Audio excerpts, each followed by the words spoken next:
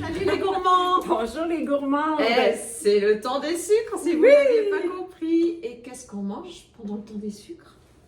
Du sirop d'érable, de la tire d'érable. On a préparé. Un pudding chômeur. Alors là, On vous montre ça.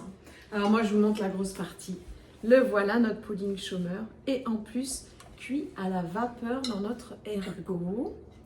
Et donc ça sent- fait un pudding chômeur un peu comme un grand-père. Mmh.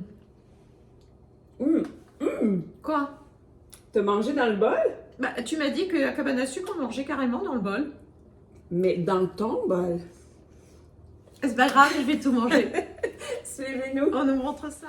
Donc là, on est à notre première étape pour faire notre pâte à gâteau, C'est ça. notre pudding chômeur. Dans le fond, ça va être très simple. On va mettre tous les ingrédients dans le Thermomix. Donc, je vais avoir besoin de farine, de poudre à pâte. On a déjà ça à l'intérieur. Du petit bol. Ensuite, de sucre et une pincée de sel. On va avoir besoin également de lait et d'extrait de vanille. On a tout mis ça dans le beau petit plat. Maintenant, de l'huile de canola. Donc, un quart de tasse d'huile de canola. Oups! On y va. Ensuite, un œuf. Tu ouvres la bouche? Non, non, Non? Ok. je n'ouvre pas la bouche. On va ouvrir la bouche au bol qui est là. Donc, on part tout simplement pour bien mélanger le tout. On va regarder avec un 30 secondes, voir si c'est suffisant. On y va à la vitesse 4. Donc là, nos 30 secondes sont faites. Mais c'est déjà parfait. Super, C'est on a vraiment une là, belle la pâte. belle pâte à gâteau. Qui va manger la spatule? C'est moi. Pendant que tu vas manger la spatule, pas manger la spatule, mais ce qu'il y a sur la spatule, Oui, on va mettre ça dans le moule. Puis après ça, on va préparer notre ergot. notre ergot pour pouvoir faire la partie sucre du pudding chômeur. Donc, on va préparer la cuisson de notre gâteau. Sylvie, on va le Oui. faire à la vapeur. Comme ça, on aura Ah, ça, vraiment un super moelleux. Ça, j'ai bien hâte de goûter parce que vapeur, là, dans le fond, on va avoir, comme tu dis, un vrai beau moelleux. Oui. Ça ne sera pas une pâte sèche. Oui. Donc pour ça, notre ergot, évidemment, fait de la vapeur. On va en profiter. On va aller choisir la fonction base heat, c'est-à-dire qu'on va demander au ergot de chauffer par le bas. Et on va choisir la température de 420 degrés Fahrenheit. Et on va mettre tout de suite à 30 minutes. Je le lance. Ensuite, qui dit vapeur dit eau. Donc, je vais venir rajouter une tasse d'eau dans le moule de mon ergot. Et maintenant, on va préparer notre pâte pour venir disposer sur le dessus.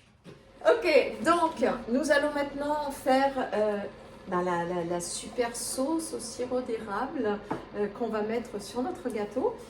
Pour ça, on va faire cuire notre sauce. Donc, j'ai allumé mon ergot à base heat, 400 degrés Fahrenheit, et on va venir travailler notre sauce. Alors, pour notre sauce, nous allons avoir besoin, Sylvie, De une tasse et quart de crème 35%. et vraiment la crème 35%.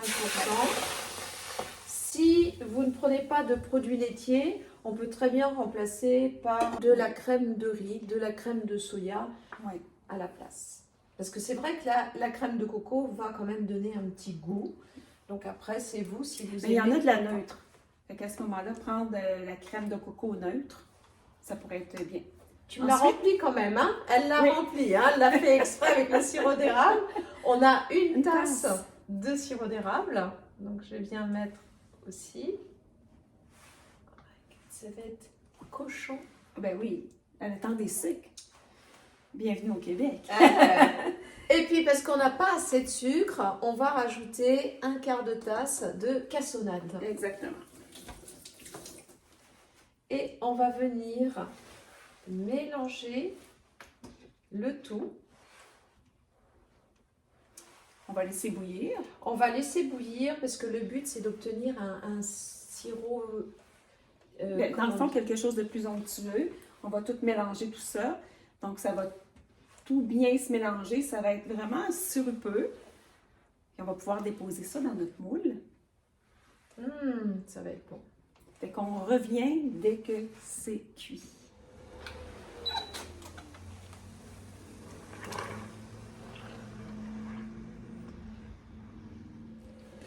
Donc maintenant, on va mettre la préparation du gâteau dans notre moule. Donc, il y a deux façons de faire. Soit qu'on met tout de suite la préparation dans le moule et verser par-dessus le sirop chaud, ou mettre le sirop dans le fond et venir avec des grosses cuillères déposer le gâteau sur le dessus. À vous de voir votre préférence, mais les deux se font très, très bien. Donc là, je vais étendre la préparation.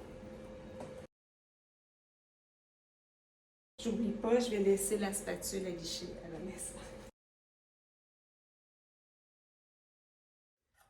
Donc, ici, on a notre superbe sauce au sirop d'érable et en fait, on va venir mettre sur le dessus du gâteau.